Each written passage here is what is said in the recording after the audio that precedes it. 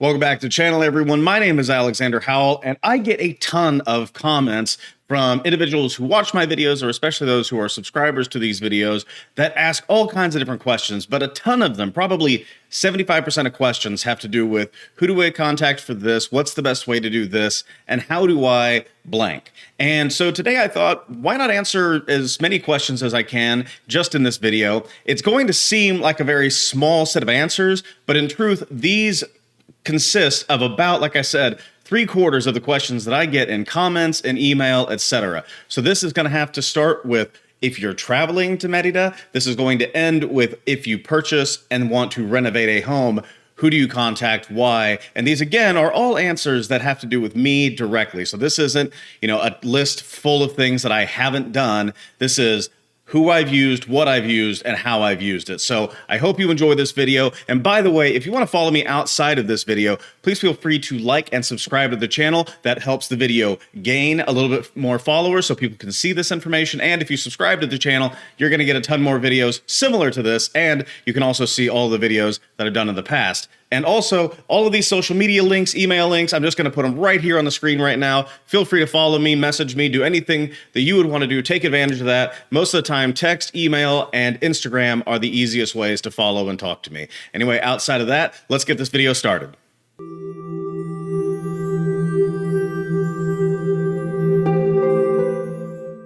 So if you've traveled anywhere in the world today, you probably have utilized either one, a hotel service, or two, something like a VRBO, or what I'm going to recommend is Airbnb. Now, most of the people that talk to me ask, where did you find your rental? How long did it take? What was the communication process like? And a lot of times I get the question of, why didn't you just stay in a hotel when you wanted to stay in Merida? And there are a couple of reasons for all of those things. We have stayed at the Hyatt Regency Hotel many times. The problem is, and it's not a problem with the hotel, it's just trying to utilize the dollar as much as possible, or the peso as much as possible. And that is, when we have a room at the Hyatt, it is just as expensive at times as a fairly nice Airbnb is down there, or we could spend a little bit more on an Airbnb and get a fantastic rental for the same price that we could get a single room at the Hyatt. Now, the Hyatt is wonderfully located, as are many hotels. There are also a ton of boutique hotels like El Palacito Secreto, which, as I've told you in the past, I have not stayed there, but I've now had a couple of people stay there, including my parents, who would have admitted if it wasn't the best ever. But they had wonderful things to say about it. But Airbnb has been fantastic for us, not just going to Merida, but all around the world. And the reason is that, one, you get so many different choices. There's so many different types of houses, especially in a market like Merida, where there are so many different people, so many different houses. You can really pick and choose what you want. If you're going down for a short trip, maybe a longer weekend, it's going to blot out the places that you have to stay a week for and give you only what you want in your search parameters. So what you'll find is that you can find a very nice 2, 3, 4, 5 bedroom house with everything you're looking for, whether it's Wi-Fi, whether it's a pool, whether it's air conditioning like yours truly always likes to have.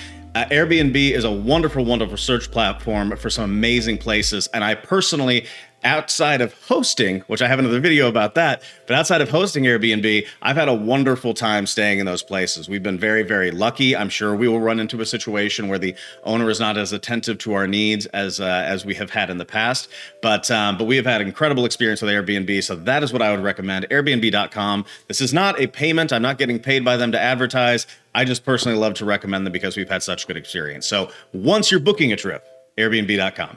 Now, there are more travel sites than I care to talk about when it comes to getting to your destination. If you want to use points via United or American, just go to their sites, utilize points, and you can book your flight. If you want to go to something like Expedia or Kayak.com and try to get some cheaper flights, you can go to those places as well. I know that we have utilized several different travel sites.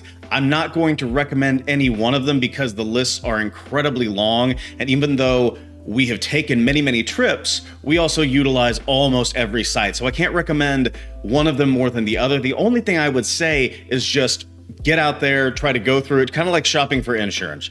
Shop for the best possible flight, and as long as it's the same flight as the others, trust it. Now, that being said, what I will recommend is what you need to get to, one, your Airbnb from your flight. And the easiest service in the world to recommend is Uber. Now, there are several other services. And by the way, all of you that subscribe to me, please comment down below because I know that you've told me a few others. But I can just tell you personally that when we got to Merida, in every situation and every circumstance, whether it was leaving on an early flight or whether it was leaving town or going around the city, whatever it might be, Uber was one of the easiest things that we could have down there, and it helps so much, especially if you're on vacation and you're looking to partake in a little drink, something like that. Absolutely 100% do not drive doing that. Download Uber. Down there, our normal cost to go from one place to another, even if it was, a 5-minute drive or a 20-minute drive, ended up being somewhere between $2 and $5, and that is with tip. Now, there's going to be a lot of conversations regarding why it's that cheap. I'm sure all of us can probably understand why it is. But the simple fact of the matter is that when we have gone down there, we have utilized Uber every single time outside of when, like right now, because of COVID, there's a curfew from, I believe, 5 a.m. or from 11:30 p.m. to 5 a.m., somewhere in there. But outside of that curfew, we've utilized Uber with great success, and it has been fantastic. If you're going outside of that, if you have a late flight or you have a very, very early flight or something like that where you have to be driving around outside of it, a lot of taxi services have the ability to drive around at that time while Uber drivers do not. So that's one thing to keep in mind, but absolutely download the Uber.com app or Uber app, whatever it might be, and utilize that. The drive is cheap. It especially makes sense if you want to have a little entertainment while you're on your vacation or even while you're staying down there. It's much cheaper than buying a car. It's a little bit easier than getting a cab. I would absolutely recommend you do that because, it's just like up here. It's the easiest thing in the world. Okay, now let's say you're thinking about taking a little bit longer of a drive than maybe Uber makes sense for. Now, I've heard of a few of my followers and subscribers that have told me that going to Progresso, Uber is a fantastic option, although I have also heard the opposite, where if you go to Progresso, trying to get an Uber back into Merida may be a little bit more difficult. That being said, I think that's just going to be everyone's different circumstance and probably timing on all of those as well. No matter, because it really doesn't. One thing that I want to recommend if you're looking for either a tour of something, if you're looking to rent a car, or if you're looking for, like we did this last time, just getting a van to take you to the beach for a day and kind of drive around little beach towns and all that stuff, and then bring you back into the city, I would absolutely recommend Yucatan Tours and Travels. That's yucatantoursandtravels.com. It'll take you to their Facebook page, and David Rivero Soberanis is, and I hope I'm pronouncing that name right, David, because that's the only name I've ever communicated with. But David is an absolutely fantastic resource. He has amazing reviews all over the place, but he can arrange those tours with you. He can arrange a van, and he can arrange to have a car pick you up in different areas. We used to use him for the airport until this last time where we had to take a taxi because taxis are allowed to be out, and he is a personal service, so he was not. But he was also able to say, hey, you need to take a taxi for that reason. So he's a wonderful resource. I would absolutely recommend him if you're looking to do anything down there that's outside of the extent of taking an Uber around town to go see a museum or a restaurant or something like that. But he's a great resource outside of those things too. So yucatantoursandtravels.com, Dave Rivero Soberanis, and I can't recommend him highly enough. We've used him on several occasions, not just for the van, but we've rented cars through him. He's been a fantastic person to deal with, and he is normally my first recommendation for anybody that's either staying on the beach and needs a car or trying to go and see a cenote or something like that. So yucatantoursandtravels.com. So let's say you come back and you're sitting around and you get on your phone or your iPad, or you've got a smart TV at your place, and you're trying to figure out what you can do to watch a show, watch a movie, whatever it might be. You are most likely at times going to get a warning that says something to the effect of, and I'm going to paraphrase here, you cannot watch this because you are in a different country. And you start freaking out. You're like, what are you talking about?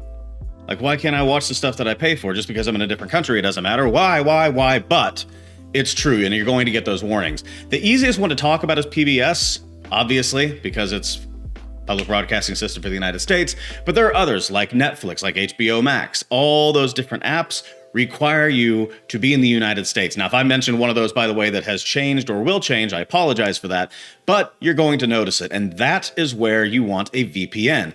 Now, that means virtual private network, and the one that I use Even though I used to have an affiliate link for them, I do not have one anymore. But I would absolutely recommend using NordVPN. Basically, you download it. It costs it's not free, but it's very, very cheap. I think it was like $3 to $12 or something like that. But you can buy packages where you can download it on, say, 7 devices. And as long as it's a device like a phone, like a laptop or something like that, you can access any of those programs. Now, on a smart TV, we tried to use our Roku and kind of trick it. It did not work. We couldn't use the Roku outside of Netflix, and it was the Netflix that was available there and here. So it was a little awkward to try to deal with, but the positive is that we were able to utilize the smart TV's Netflix. That was fine, but we brought a Roku down. It did not work. But on all of our other devices, on my phone, on the iPad, on our computers, we downloaded NordVPN to it, which I've had for several years. We just downloaded it to a few more devices because I still had a few licenses left on it. And every single one of those, if I ran into a website that said you cannot access it from your current location, you basically get a world map and you click the one that's on the United States. It picks a server, or you can pick a server directly. It shows that you're there. It basically mirrors you as being in the United States. It covers your current location. And then whenever the service pings off of something, it pings off of that server that's located in, let's say, Denver. And then all of a sudden, boom, you're back in the United States and you can watch all of your kids' favorite PBS programs, your Netflix, your HBO Max, Disney Plus, that kind of thing. There is a little bit of controversy behind that, I know, but there's a reason that a lot of people utilize virtual private networks, especially if they're traveling the world, being digital nomads, or they're just going on vacation, and they need a little bit of a distraction for themselves, for the kids. They want to watch, Narcos at night, or they want to watch their favorite Disney movie. It's a great thing to be able to have, especially when you're traveling, because no matter where you are, you can always show that you're from the country that you're trying to pick. That's NordVPN.com, and you can check out all of their different products and types. I like it. And again, I know that there's a little bit of controversy because you are out of the country and it's faking like you're in the country. But the honest truth is, this is a huge reason why people utilize it. It's a fantastic service. And it's also a security service because they're not logging on directly to you. If even those big companies can't tell, then hackers, spammers, and that kind of thing can't find that as well. So NordVPN, it normally downloads as an app, goes on your software, your computer, your phone, your tablet, and it just hides in the background. You'll only notice a little bit of slowing of speed, but honestly, if you have decent internet, it's not going to be a big deal. All right, so you have booked your place. You've found the Uber. You've gone next door to different restaurants. You've gone to the nice restaurants. You've gone to the cheap places. You've gone everywhere in Merida, and you've gone back to your Airbnb and loved it, plugged in your NordVPN. You're watching a show. The kids are watching cartoons, and you're thinking, this is a place I could want to live. I could really live here. This is the top of the top, right? So you start looking at houses. Well, who's your resource to look for houses? Now, there are going to be, just like anywhere in the United States, a ton of realtors that are fantastic, that you can trust. I am only telling you about the one that I worked with. So feel free to do as much research on this as you want, but every comment that I get about finding a house has to do with, you found a house, who was your agent? That could be because they found another one, or that could be because they really are looking for an agent and they need somebody that they trust. I've already had somebody on this channel that has purchased through this agent, and I absolutely trust Elizabeth Rodriguez with Yucatan Beach and City Property, and that is yucatanbeachandcityproperty.com. Everything's spelled out. It's a long domain, but it's a wonderful website. If you go to agents, which is on the lower right-hand side, you're going to find her as the first agent. She's the owner. She has other agents that work alongside of her. One of the ones that I see that is the most prominent and who I have heard is one of the best is Nicholas Sanders. Saunders or Sanders? Doesn't matter. You find him. He's absolutely incredible from what I have heard. I've not dealt with him except he was the seller's agent on our property. But as far as like directly working with him, I have not done that. Elizabeth is the owner of the place. She's going to be able to give you probably the agent that works best for you, but she made everything smooth, knew the notaries, even recommended the next thing I'm going to talk about, the architect for our property. But if you start thinking about renting long-term, but most especially if you're starting to look at thinking about buying a house, she is an absolutely incredible resource. And we had a ton of questions. You know, it's not the easiest thing in the world to buy a house, even for somebody who is a realtor and a property investor in Kansas City. At times, you will run into roadblocks, especially internationally. Something that I haven't seen, even though I've been in the business for coming up on 15 years, might be something that my brother, who's been in it for 25, knows like the back of his hand because he ran into it either back in the day or he runs into it 5 times a day because that's his niche now. For instance, I do a lot of investment and resale in Kansas City. He does a ton of new construction. He does everything, but he does a ton of new construction. So if I have a question about new construction, I go to him. 100% no questions asked. Elizabeth is like that when I'm looking at international real estate because we had so many questions that we just didn't know. One phone call, 25 minutes, and we knew we were going to buy with her, and we bought with her. We went out and started looking at houses less than a week later. We closed on one 2.5, 3 months down the line. So it was absolutely an amazing experience. But every time I get a comment that says, hey, who is the person that you used? I need to point them down to this video at this time and say YucatanBeachAndCityProperty.com/agents, Elizabeth Rodriguez. She's amazing.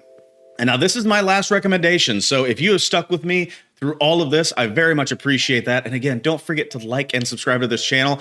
I try to provide as much information as I can, and liking and subscribing is the cheapest way to say thank you because it's completely free and it's awesome. So thank you very much for doing that. If you'd like to be a part of the channel even more than that, click the join button on the main page. That'll bring you to something where you can be a Voyager or a Traveler.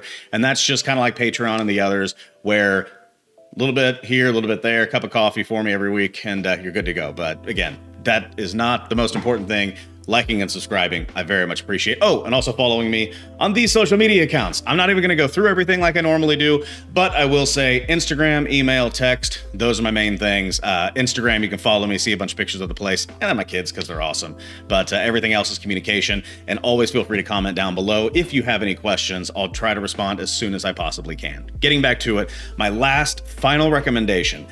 If you buy a house that doesn't need much work, I would not recommend this individual because I don't know if it's not really his thing, but I'm sure he might be able to point you in some directions of some people who can paint, who can do tile work, things like that. If you bought a newly renovated house, you don't need them at all because it's already done and it's already renovated. But if you are somebody like me who either bought a complete dive that needed complete reconstruction or you bought a lot, that is when you should absolutely contact Henry Ponce. That's henryponce.com, HenryPonce.com. It's got his WhatsApp. It's got all of the information that you could possibly need. And the most important thing, it has all of the pictures of the work that he has done on some of the most beautiful places that you can possibly see. Now, I will fully admit, full disclosure, Henry is not the cheapest architect. He's one of the most well-respected, but he is not the cheapest.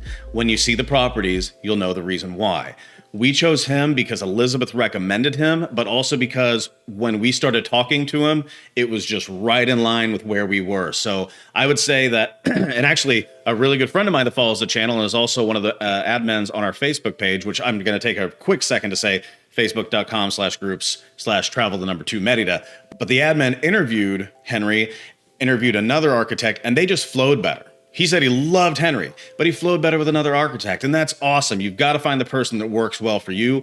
Do that. But the person that we absolutely flowed well with, that was recommended to us, and we knew immediately that this was the person that we wanted to work with, was Henry Ponce. We talked about lighting, we talked about technology, we talked about cost-saving ability versus where we really want to put our money. We were right in line the entire time, and the architectural plans and designs that he came up with, which you can see on several of my other videos if you just go through my channel, but it was second to none. And I was incredibly impressed, and this is somebody that's been renovating houses for, I don't even want to say, 15 years at this point, I think. But I've been renovating houses enough to know, oh no, it's longer than that, it's 16. Yeah, long time. Anyway, some of you are like, it's not a long time. Feels like a long time to a 34-year-old. But we've been renovating houses long enough where I knew like designing and planning are ridiculously difficult, and working with an architect can be tough. Every single time I thought I knew the answer to something, he came around with an even better answer.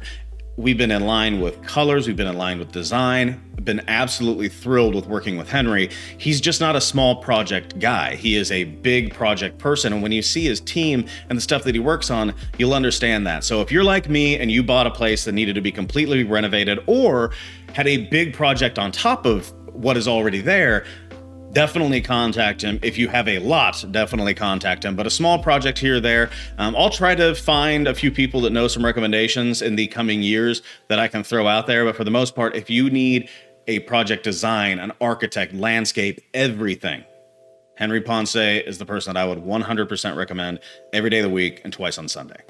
Okay, guys, so that's it. Those are the 6 things that I recommend in comment sections, emails, everything for everybody that follows this channel, everybody that subscribes to this channel. And I would absolutely recommend every single one of them again because we have had good experiences with them.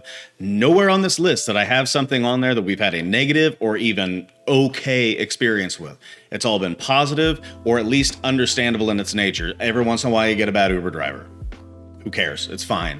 And honestly, we really didn't in Merida because the people down there are fantastic. But that is what we have. So if you found any of this information to your liking, please hit the like button. And if you want more information like this, hit the subscribe button. I always really appreciate those. And if you would like to see any time that I go live streaming, or one of these videos gets posted and you want to be in the chat section as it goes live, hit that notification bell. That'll let you know anytime that happens. Also, feel free, as we've already said twice in this video, follow me on those social media accounts. I try to respond as quickly as possible, but Instagram and the text line are probably the fastest way. I also answer emails pretty quickly as well. Just be a little patient. A lot of you guys are asking questions, so while I love getting back to you, patience is a virtue because every once in a while it does take me a little longer than I would like to get back to your answers. So, to answer you. There we go. That's the better way to say it. Anyway, again, my name is Alexander Howell. Thank you so much for watching this video. And as always, peace.